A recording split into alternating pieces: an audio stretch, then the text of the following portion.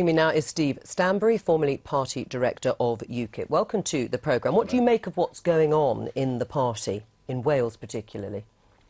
Well, Wales is a mess. Wales is very disorganised and there's lots of infighting, but I think that really is just the tip of the iceberg and actually shows us a much wider, broader problem within UKIP in terms of competence, in terms of people, in terms of not having good candidates coming forward for the leadership. That's been a nightmare. But actually, Joe, I think the bigger problem is actually not about individuals and actually isn't about the factions. I think the bigger problem actually is in terms of strategy and what UKIP does in the future. And the big question is, does UKIP actually have a future? Is UKIP relevant? Do you not think it is relevant to the future?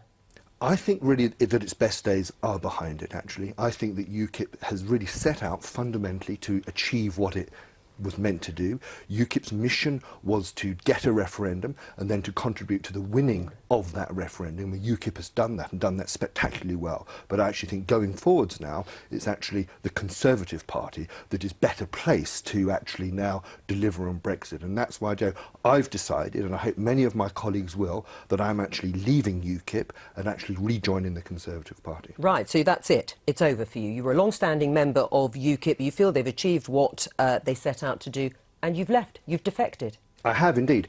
I've gone back to the Conservative Party for a number of reasons, because UKIP has set out what it intended to do. UKIP's principal objective was to secure a referendum. Let's not forget, in January, before David Cameron, January 2013, before David Cameron gave that speech, his position, the position of the Conservative Party, was against a referendum, to not let the people have a say.